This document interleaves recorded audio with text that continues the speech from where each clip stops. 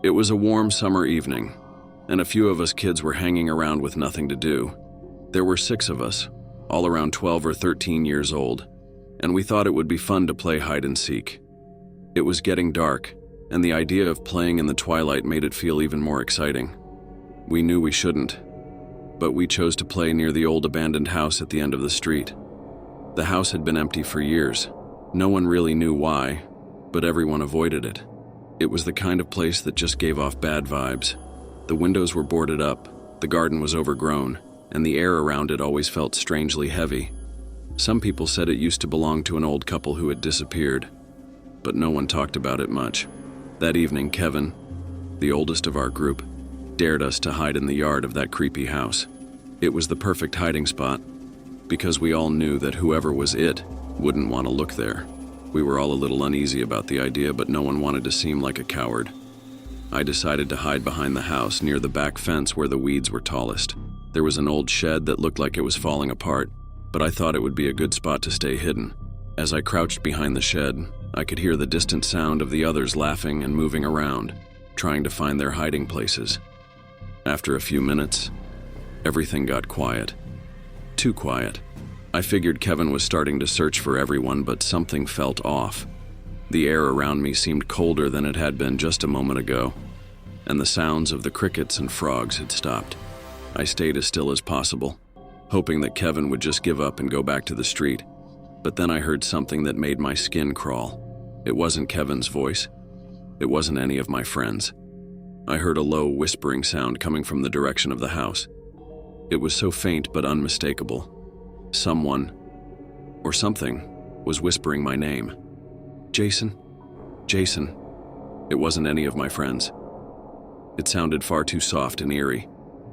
My first thought was that Kevin was playing a trick on me. But when I peeked out from behind the shed, I couldn't see anyone nearby. Then, I heard footsteps. Not running footsteps, like Kevin might have been making if he was trying to scare us, but slow, deliberate ones, like someone was carefully walking through the overgrown yard. I held my breath, trying not to make a sound. The footsteps stopped right near the shed. I didn't dare to look, but I could feel that someone or something was standing just a few feet away. After what felt like hours, the footsteps moved away, heading toward the house. I let out a small breath of relief and decided I'd had enough. I was about to make a run for it when I saw something move out of the corner of my eye. There, just by the back door of the house, I saw a shadow.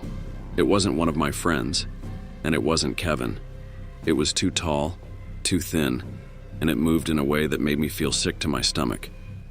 I backed away slowly, not wanting to attract attention. But then, without warning, the back door of the house creaked open. The shadow disappeared inside, and for a moment, I thought maybe I was just seeing things. Maybe my eyes were playing tricks on me in the dim light. Just then, I heard Kevin calling from the front yard. "Game's over! I found everyone! Let's go!" I bolted from my hiding spot and ran as fast as I could back to the group. When I reached the front yard, everyone else was already there, laughing and joking like nothing weird had happened. I glanced back at the house and saw the back door slowly shutting by itself. I didn't say anything to the others. I didn't want them to think I was scared, but deep down, I knew something was wrong. We all left the yard quickly after that, and no one ever suggested playing hide and seek there again.